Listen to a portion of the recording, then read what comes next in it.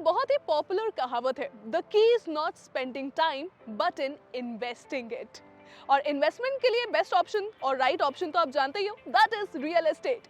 हाय, मेरा नाम है Sona, welcome to the show prime location. Prime location. Prime location, इस शो में आपको रियल एस्टेट खरीदने, बेचने और इन्वेस्ट करने के सही तौर तरीकों के बारे में बताया जाता है। और हो भी क्यों ना यार, ये शो इसीलिए बहुत जरूरी है क्योंकि रियल एस्टेट में एक बहुत बड़ा अमाउंट जो है आप इन्वेस्ट कर रहे होते हो, and of course your priceless emotions as well. तो चलिए देखते हैं कि आज के शो में आपको क्या कुछ मिलने वाला है। आज हम जानेंगे सबसे पहले म्यूटेशन का मतलब फ्रॉम अ रियल एस्टेट की डिक्शनरी। इंटीमेशन ऑफ डिसअप्रूवल, क्या इसका मतलब कि बिल्डर के प्रोजेक्ट को डिसअप्रूव कर दिया गया है? सच है या मिथ, जानेंगे अपने मिथ बस्टर में। आपने खरीदा 3 BHK फ्लैट लेकिन बिल्डर ने आपको दे दिया 2 BHK फ्लैट, कैसे बचे इस चीज से, जानेंगे अपने आज की फुल प्रूफ स्टोरी में। But before that let's head on to our real estate updates. सबसे पहले अपडेट की बात करूं तो जम्मू म्युनिसिपल कॉर्पोरेशन के अंडर आने वाली कमर्शियल एंड रेसिडेंशियल प्रॉपर्टीज को जियो टैग किया जाने वाला है, जिसमें इन सारी प्रॉपर्टीज को एक यूनिक डोर नंबर दिया जाएगा। दूसरी अपडेट की बात करूं तो यूपी की 3 और सिटीज का मास्टर प्लान गवर्नमेंट के आगे प्रेजेंट किया गया है, जिसमें वहां की geographical planning, public health facilities, water supply, urban transportation and socio economic development होना है। और ये सिटीज है कानपुर, आजमगढ़ और हापुड़। तीसरी अपडेट की बात करूं तो महाराष्ट्र स्टेट गवर्नमेंट ने कमिटी ऑफ सेक्रेटरीज रिफॉर्म की है ताकि 25,000 करोड़ के धारावी रीडेवलपमेंट प्रोजेक्ट पर फैसला लिया जा सके। जैसे ही कमिटी ऑफ सेक्रेटरीज अपना फैसला सुनाएगी, वैसे ही कैबिनेट के सामने उस फैसले को पेश किया जाएगा। म्यूटेशन, ये वर्ड सुनते ही आपको अपनी साइंस क्लास की याद आई होगी ना, या फिर आई एम श्योर किसी साइफाई मूवी में आपने ये वर्ड सुना जरूर होगा। लेकिन आज हम म्यूटेशन किसी साइंस का मतलब नहीं, इनफैक्ट रियल एस्टेट का ये शो है, तो रियल एस्टेट में म्यूटेशन का मतलब क्या होता है ये हम पता लगाने वाले हैं अपनी रियल एस्टेट की डिक्शनरी से। Real estate dictionary. तो हमारी रियल एस्टेट की डिक्शनरी के हिसाब से म्यूटेशन रेवेन्यू रिकॉर्ड्स में दर्ज किए जाने वाली एक ऐसी प्रोसेस है जिससे किसी एक पर्सन के प्रॉपर्टी टाइटल को किसी दूसरे पर्सन को ट्रांसफर किया जाता है।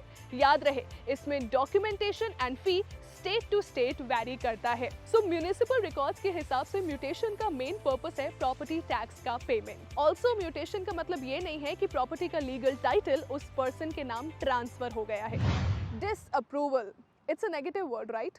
सो अगर ये कहा जाए कि अथॉरिटी से किसी बिल्डर को इंटीमेशन ऑफ डिसअप्रूवल मिला है, तो इसका मतलब क्या हुआ कि बिल्डर को कंस्ट्रक्शन करने के लिए परमिशन नहीं मिली। क्या ये सच है या फिर इसमें कोई कैच है? आइए जानते हैं आज के अपने मिथ बस्टर में। Myth buster. Myth buster. So आपको ये जानकर हैरानी होगी कि इंटीमेशन ऑफ डिसअप्रूवल का मतलब डिसअप्रूवल नहीं होता है, बल्कि कंस्ट्रक्शन प्रोसेस में फर्स्ट डेवलपमेंट परमिशन होती है, जिसको हम बिल्डिंग परमिट भी कहते हैं।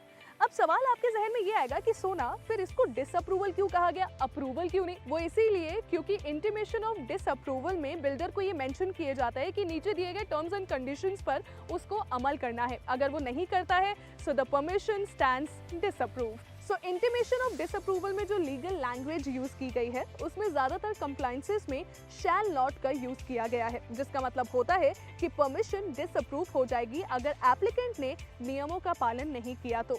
यहाँ इंटीमेशन ऑफ डिसअप्रूवल के कुछ कंडीशंस के एग्जांपल्स भी देख लेते हैं, जैसे कि the 3 metre wide paved pathway up to staircase shall not be provided, या फिर the height of the structure shall not exceed 70 meters। याद रहे कि रियल एस्टेट लाइजनिंग एक हाइपर लोकल सब्जेक्ट है और ये डिफरेंट हाइपर लोकेलिटीज के लिए डिफरेंट है। ऑल्सो इस वीडियो में आपको इंटीमेशन ऑफ डिसअप्रूवल के बारे में तो बताया गया है, लेकिन साथ ही साथ ये भी हो सकता है कि इस डॉक्यूमेंट की रिक्वायरमेंट आपकी लोकेलिटी में ना हो।